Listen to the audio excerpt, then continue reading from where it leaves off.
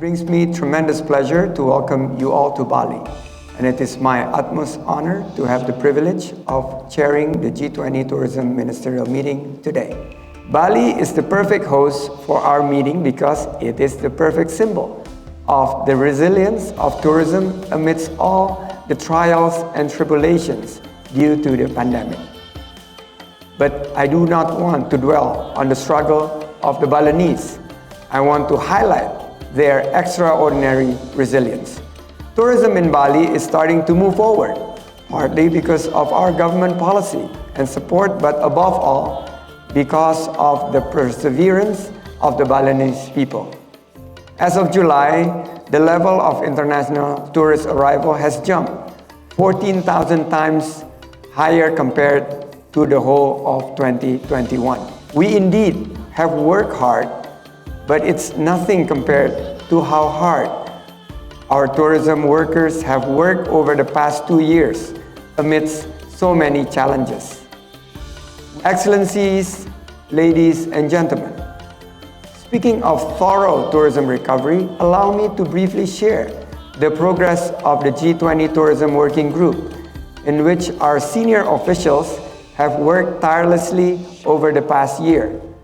Their work has led to the Bali Guidelines for strengthening communities and MSMEs as tourism transformations agents, a people-centered recovery.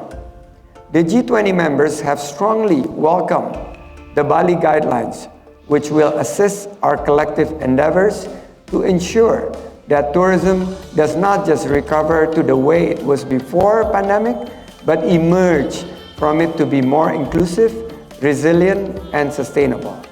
Let me thank all members for their invaluable contributions to the guidelines. Please give a big hand to all members.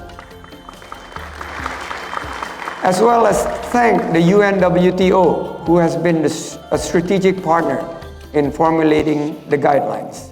The guidelines encompass 5 main lines of actions. The first line is about ensuring that tourism creates not just any job, but decent and good jobs. It is also critical to encourage linkages between tourism businesses and local suppliers, particularly local MSMEs. The second line is about bridging the innovation gap, particularly in developing countries, and strengthening the linkages between tourism and creative economy. It also focuses on how to enable our tourism MSMEs to unleash the full potential of digitalizations. The third line is on women and youth empowerment. The fourth line is on climate action, which is pivotal because of our sector's reliance on transportations. The final line of action is on policy governance and investment frameworks.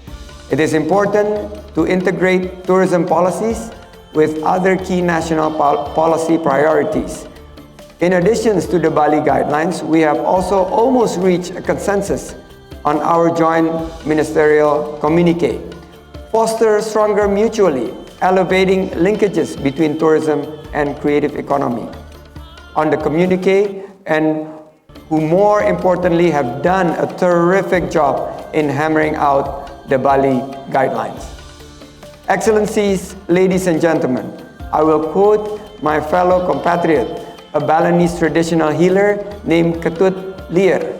As Elizabeth met Ketut to ask for his wisdom, Ketut said that, and I quote, "To find the balance that you want, you must stop looking at the world through your head. You must look through your heart." As we try to get to the finish line and seek that balance, let us see each other not with our head, but with our heart. With that, I declare this meeting open, and let us proceed to the next agenda.